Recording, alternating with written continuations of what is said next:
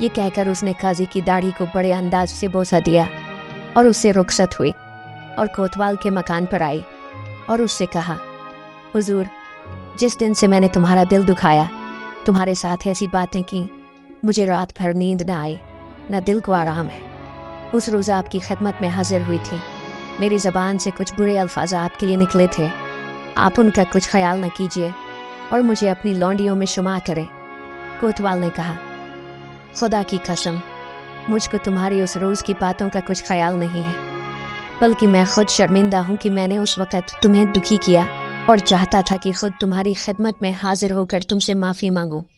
मैं तुम्हारी शराफत और नेक अखलाकी का बहुत एहसानमंद और शुक्रगुजार हूँ और तुम्हारे लिए दिलो जान फिदा करने को तैयार हूँ। नाहिद ने कहा, आप मुझे क्यों शर्मिंदा करते हैं? मैं तो खुद शर्मिंदा और पशीमान हूँ, और चूंकि आपके मकान पर दिल खोलकर अपना हाले दिल कहने का मौका नहीं मिल सकता, इसलिए मैंने ये इरादा किया है कि कल आप मेरे मकान पर तशरीफ़ लाएं ताकि मैं आपकी खिदमत बजा लाऊं। मैंने आपके लिए दावत कर रखी है। कोतवाल ने कहा, बेहतर है, मुझे क्या एतराज़ है, तुम्हारे कहने के मुताबिक मैं कल हाजिर हो जाऊंगा। नाहिद वहाँ से भी रुखसत हुई और वली शहर के पास आई और उसके कदमों पर गिरकर और उसके सामने हाथ जोड़कर कहा, ए वली शहर, मुझसे ऐसा कसूर आपकी खिदमत में सरजद हुआ, मैं बहुत शर्मिंदा और पशीमान हूँ, मगर आपकी ज़ात की बरकत से बड़ी उम्मीद माफ़ी की लाई हूँ। मेरे दिल में ये ख्याल था कि मैंने उस दिन बड़ी बुरी हरकत की। मैंने आपके लिए कुछ खाने पीने की दावत का इंतज़ाम अपने मकान पर किया है। मैं उम्मीद करती हूँ कि कल सुबह आप मेरे मकान पर कदम रंजा फरमाएं और मेरे गरीब खाने को इज्जत और रौनक बख्शें और मुझे अपना ताबेदार बनाएं। आपके मकान पर ऐसा मौका नहीं मिल सकता कि फुर्सत से बैठकर अपने दिल की हसरत निकाल सकूं, क्योंकि यहाँ तो हर वक्त दरबार लगा रहता है। वली शहर ये सुनकर बहुत खुश हो गया और कहने लगा कि तुम बड़ी अक्लमंद हो और दूरअंदेश कि तुमने ये तदबीर निकाली है। मैं ज़रूर, खुदा ने चाहा तो तुम्हारे कहने के मुताबिक सुबह तुम्हारे घर पर हाजिर हो जाऊंगा। जमाल की बीवी इस अहम काम को करके वहाँ से खुश खुश अपने घर वापस आ गई और अपनी लौंडियों के साथ दावत के इंतज़ाम और मेहमान नवाजी में मसरूफ़ हो गई और अपने मकान को खूब सजाया। बहुत से लजीज खाने तैयार करवाए और ठंडे मशरूबात तैयार करवाए और सलीके से उन्हें रखा। फिर रात को उठकर अपने बदन को निहायत अच्छे लिबास और जेवरात से सजाया, खूब बनाव संवार किया। वह चालाक हमसाया हाकिम, काजी, कोतवाल और वली शहर को रात भर उस हसीन औरत की याद में नींद न आई। रात भर बेचारे पलंग पर पड़े तारे गिनते रहे और दुआ मांगते थे कि ए खुदा, ये रात जल्दी ख़त्म हो जाए।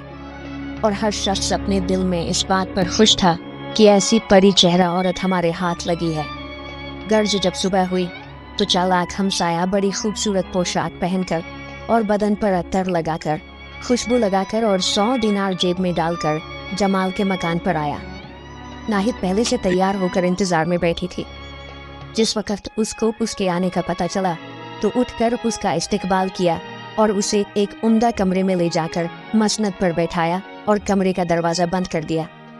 नाहिद ने अपनी लौंडियों से शरबत और मेवे मंगवाकर उसके सामने रखे और फिर दावत का सारा सामान मौजूद हुआ और नाहिद और चालाक हमसाया दोनों बैठकर खाने में मसरूफ़ हो गए। जब खाने से फारिग हुए तो औरत ने चालाक हमसाए से कहा कि आज का दिन तुम यहीं मेरे पास रहो, ऐश ओ आराम में गुजारो। बेहतर ये है कि तुम अपनी कीमती पोशाक उतार कर फरागत से बैठ जाओ। चालाक हमसाए ने औरत के कहने के मुताबिक अपनी पगड़ी और कीमती पोशाक उतार दी और औरत की लौंडी को देकर कहा कि इनको संभाल कर एक संदूक में बांध कर रख दे। और फिर वह चालाक हमसाए की खातिर तवज्जो में लौंडी मसरूफ़ हो गई, जिसको पहले से नाहिद ने सिखा रखा था। दरवाजे पर दस्तक दी। औरत ने उठकर कहा, क्या बात है? लौंडी ने कहा, आपका भाई आपसे मिलने के लिए आया है, आपके शौहर के पास है।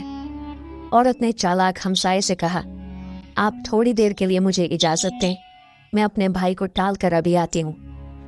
चालाक हमसाए ने कहा, बहुत अच्छा, देर ना लगाना जानमन, मुझ में अब ताकत नहीं रही कि तुमसे जुदाई और सब्र कर सकूं।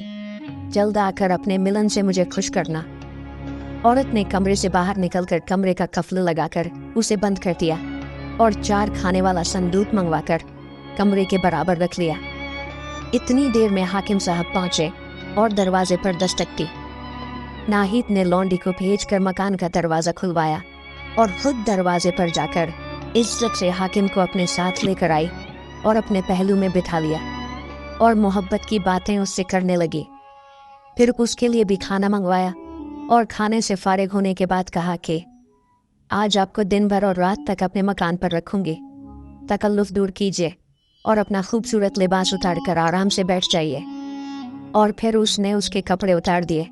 उसके बाद नाहिद ने एक खूबसूरत पलंग बिछाया और उससे कहा, हाकिम साहब, आप इस पर आराम फरमाइए। हाकिम उस पर लेट गया और नाहिद से बोला कि तुम भी आराम करो। वो बोली, अच्छा, आती हूँ। ये दोनों इसी गुफ्तगू में थे कि काजी साहब ने दरवाज़ा खटखटाया।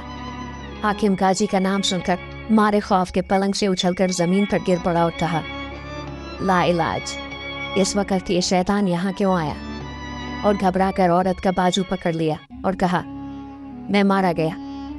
खुदा के लिए कोई तदबीर निकालो कि मुझे काजी देख ना पाए, वरना मेरी तमाम इज्जत खाक में मिल जाएगी। औरत